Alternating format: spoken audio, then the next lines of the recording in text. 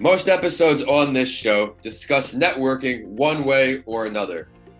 As I have been trying to speak in front of more business owners, I had been reaching out to local Rotaries to engage with their business owners in the chapter. As much as I love networking online, there really is no substitution for in-person networking, and I'm sure a lot of you listening on are grateful that that is resuming.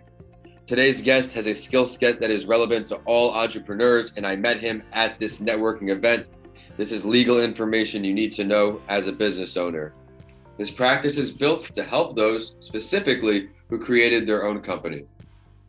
With that, I want to welcome you to another recording of That Entrepreneur Show, where you hear firsthand testimonials from founders of companies across the world. You never know which motivational journey will inspire you most. I'm your host, Vincent A. Lancy, and before we meet the guest, we are going to have some rapid fire time. Quick questions, quick answers. Kevin, which platform do you stream your podcast through? Apple. Apple. I'm an Apple guy as well. Where do you normally listen to your podcasts? Normally at the gym. At the gym, so through your headphones? Yep, exactly. Nice. You normally before work podcast guy or after work podcast guy? If I'm being productive, before work. Love the answer. Love the answer. Everyone listening on, I would love to hear how you podcast. Email me, info@vincentalancy.com, and I will feature you on the show. But that voice you just heard is today's guest. Kevin is the founder of Brick Business Law. As entrepreneurs, I mentioned there's a lot of legal info we need to know, especially as we try to scale our endeavors. There's a lot of things we need to be aware of. So prepare for an episode like never before. He also brings unique insight to this show as an accredited investor who invests in Florida-focused early-stage technology companies. We all know how popular tech is, so a lot of good advice there. If you are seeking funding or looking to learn how to fund, stick around for a well-rounded entrepreneurial episode. Kevin Brick, thank you for coming on. It's great to see you again.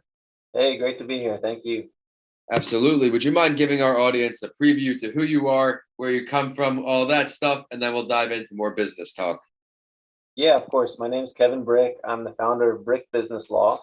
I've been a lawyer, a Florida bar member for about 16 years. I've been married to my wife for 11 years. I have a daughter named Ava. I grew up here in Tampa, and before starting my law practice, I was actually a prosecutor. I got my MBA and my law degree from Florida State. And I really just have a passion for helping small business owners just get to the next level. I think you're going to do just that today and a whole lot of it. So you mentioned you were a prosecutor at first. You went, got your MBA, did some more studying. What really led you just to start your own practice? Well, I was at a couple of law firms before I started, and I just thought there was a better way to do it, a way to help businesses better, to be more efficient, and to make a better environment for the attorneys that work at my firm.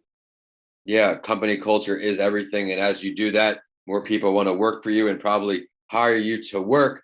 But as you've been on this journey, Kevin, what are the most difficult things as an entrepreneur compared to having someone else give you the cases?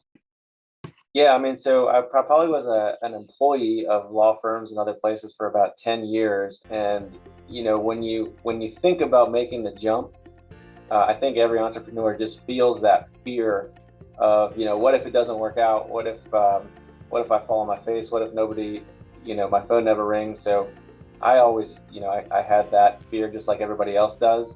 And honestly, I think that really helps me when I counsel clients, because I know what it's like to sit in their shoes and feel like, oh gosh, I'm hiring a lawyer, I'm paying him money, I don't have any money, So that's always that was a good lesson and a good thing to learn as I was getting started. Yeah, getting started, there's a lot of roadblocks. It seems like everything's going wrong. Some days we were talking before the episode about the release of Mental Health Week. There's always hiccups along the way. What is one notable roadblock you faced when you were starting? Something that stuck out that really felt like the world was on your shoulders? Yeah, I mean, I'll tell you, for about 2 or 3 years, I was kind of the main lawyer on all of our cases, right? So the whole all the business was flowing through me, and as we got bigger, it was a little bit of a bottleneck.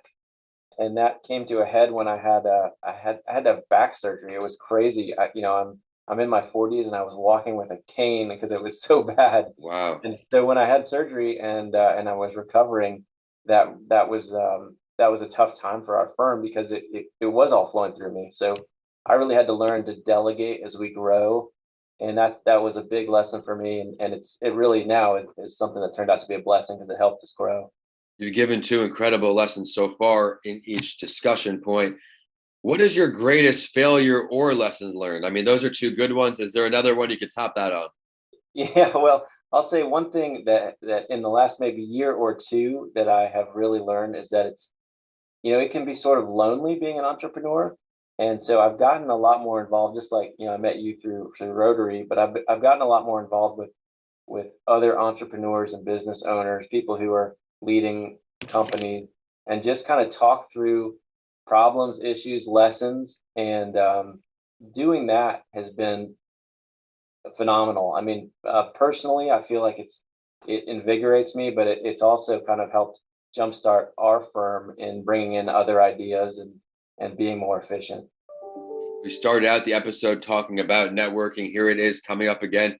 Collaboration is big. It's how you grow your practice, your ideas, your companies. For me, still early in my career, when my first book came out, Left for Dead, I went online and I Googled top mental health influencers in the country. I did cold emailing, cold DMing, cold everything. And by the numbers game, some did hit me back. And then that gave me some credibility for people to come on my shows. Same things here. Season 1, I had Forbes Riley and St. Pete, Fitness Hall of Fame, come on the show. So guests like that began to give me some credibility. Then I get to have people in the Tampa community, especially got to meet Kevin, as he said, at a Rotary event. Feel very grateful on this platform where by now I have to have had to interview at least 70 business owners in Florida, Tampa especially, which says a lot about being a little hub.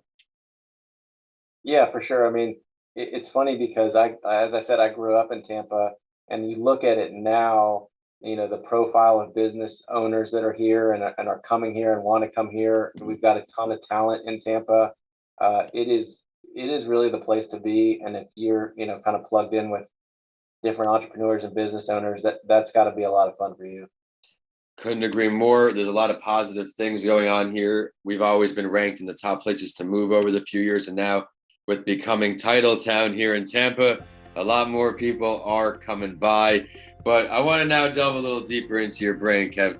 If you could sit down and have a conversation with any founder of any brand, any company, who would it be, dead or alive? Your choice. Oh man. Okay, so I recently went to an event called Life Surge, which was about kind of like Christian business owners growing their businesses. And so one of the speakers was one of the early founders of Chick-fil-A, and he talked a lot Wow. about Kathy Truitt. And that would be a person I think after hearing that presentation, I'd love to pick their brain.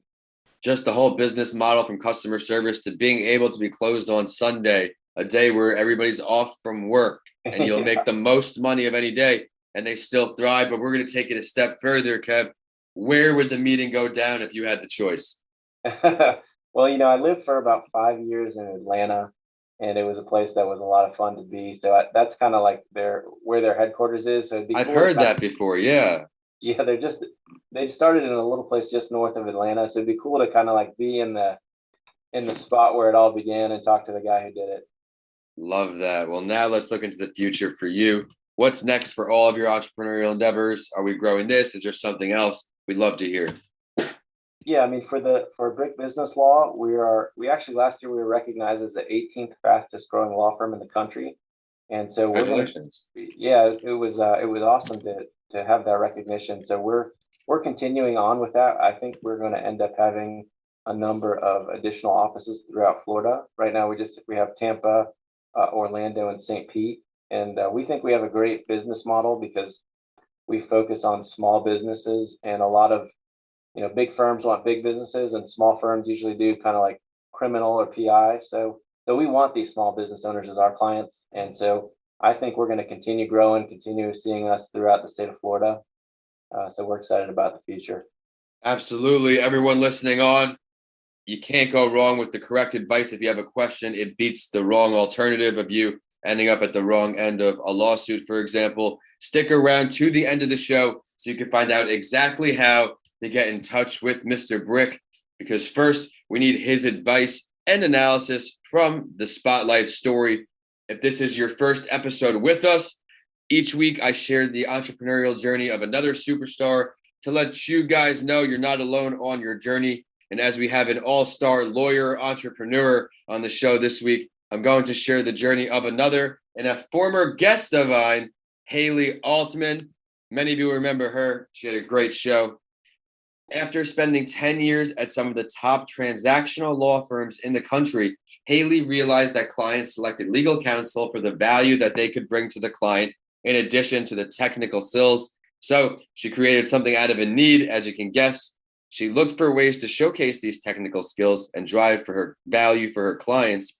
But through this process, she discovered the necessity of a resource that could easily allow her to better the deal structure, deal by deal workflow, and better prioritize the work that was doing. It's called Doxly. She set out to be mastering transactions and left the legal world to launch this app, which transforms the archaic, chaotic process of managing legal transactions into a streamlined, efficient process. I remember her telling the story of the paper sitting on the table and they can't close this $1 million deal because they need a signature on one piece of paper and they couldn't find it. So it is built by attorneys for attorneys, and Doxly does it all in that world, from what I understand. Kev, what do you take away from her story? Well, legal ops and legal tech are just huge right now. They're a big business opportunity because basically, law firms historically don't run very efficiently. And the ones who are successful, I think they take a lot of business lessons away, how to manage workflow, how to utilize technology. So fortunately, in my firm, we've always kind of run it like a business. I have an MBA and business background, but I think that's something that a lot of firms could use help with. Yeah, I couldn't agree more. Everything is a challenge when you're on your own, and everything's a learning opportunity. So if you can get a step ahead of that learning with Mr. Brick, should take advantage of that. But I have to thank you, Kevin, so much for coming on the show. It's great to catch up with you again. We've connected a few times. There may be some big news with us coming out, so stay tuned. I really enjoyed all the learning lessons you provided time and time again.